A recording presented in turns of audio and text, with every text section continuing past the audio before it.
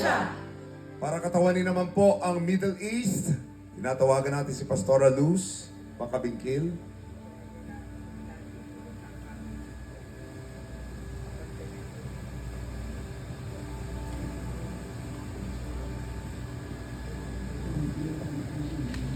Isigaw po natin, Jesus is Lord over Middle East.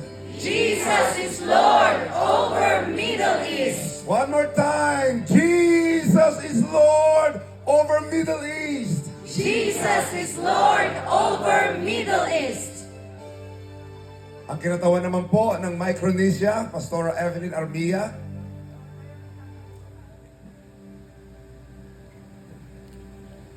Let us all shout with faith, Jesus is Lord over Micronesia. Jesus is Lord over Micronesia. One more time, Jesus is Lord over Micronesia. Jesus is Lord over Micronesia. Upang katawanin naman po ang Africa, Pastor Rodel Garcia. At isigaw po natin ang may pananampalataya, Jesus is Lord over Africa. Jesus is Lord over Africa. One more time, Jesus is Lord over Africa. Jesus is Lord over Africa. At matapos pong masindihan ang mga kandilang sumisimbolo sa Asia, Middle East, Micronesia at Africa, bababa po ang ating mga pastoran upang ibahagi ang apoy na ito sapagkat ito'y sumisimbolo na mula po rito sa Taiwan, kumalat po sa Asia, Middle East, Micronesia and Africa at sa bawat sulok ng daigdig ang apoy na nagmumula sa banal na spirito ng Panginoon. And we will all be carriers of that fire wherever we go. Ang apoy po na ito ay magniningas at ibabahagi po natin sa lahat ng lugar at mga taong mapupuntahan po natin. Hallelujah. Only takes a spark to get a fire going, and soon all those around can warm up in its glowing. And that's how it is with God's love. Once you've Pag may sindi na po yung mga kandila, you can pass on the fire. love to everyone. You want to pass it on. It only takes ipasa po a natin. spark to get a Matapos po fire masindihan ang lahat ng mga kandilang going. hawak po natin, And soon our dear all Pastor those Edgar Valdoria around will conclude can warm in a prophetic prayer. this glowing. That's how it is with God's love. Once you've experienced it, Hallelujah. spread His love to everyone.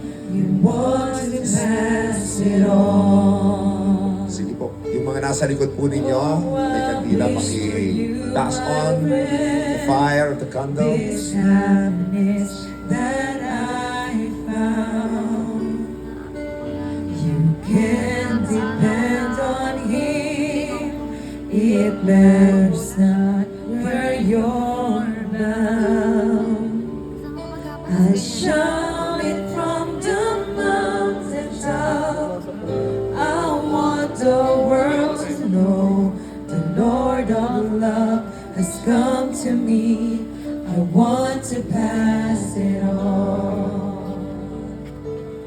I shout it from the mountaintop. I want the world to know the Lord of love has come to me. I want to pass it on. It only takes a spark to get a fire burning, and soon all those around can and warm in its glowing. That's how it is with God's love. Once you've experienced it, spread His love to everyone. You want to pass it on. Only takes a spark. Nakaapoy na po ba? To get Nakatanggap na po ba kayo ng diklap ng apoy? Symbolic of the Holy Spirit, symbol of the Spirit of revival in our life. That beginning tonight, our life will never be the same again. Once you experience it, spread His love to everyone who wants to pass it on.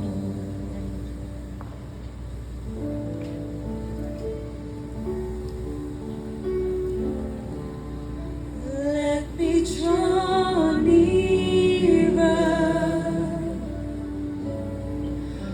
Let me draw near. Gawin po natin itong panalangin ng ating puso ngayong gabi Let me draw sa ating campers night.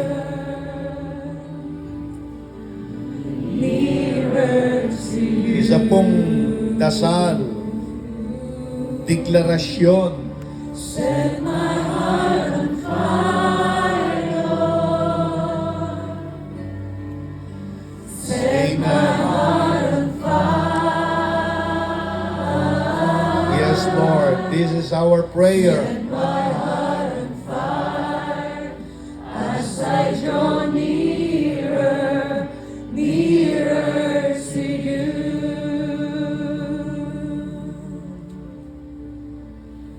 Let me draw nearer.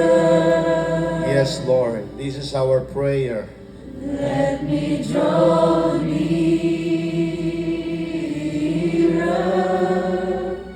Let me draw nearer.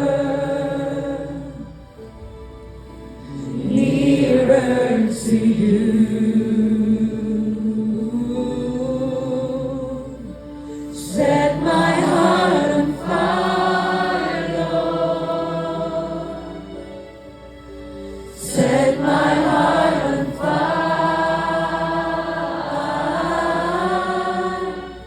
Set my heart on fire as I draw nearer, nearer to you.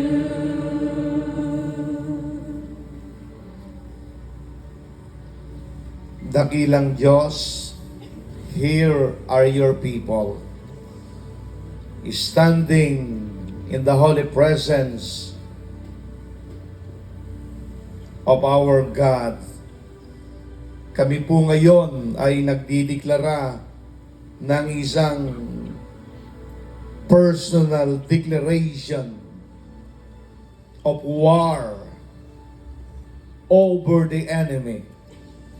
Ngayong gabi, Panginoon, salamat po sa spark of fire, sa diklap ng apoy na ipinagkaloob mo po sa aming buhay.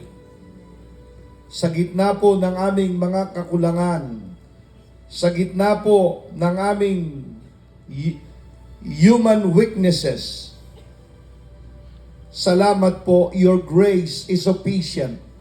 At dito po sa JIL Taiwan Revival Conference 2024, muli mo po kaming kinatagpo at muling umapoy ang aming puso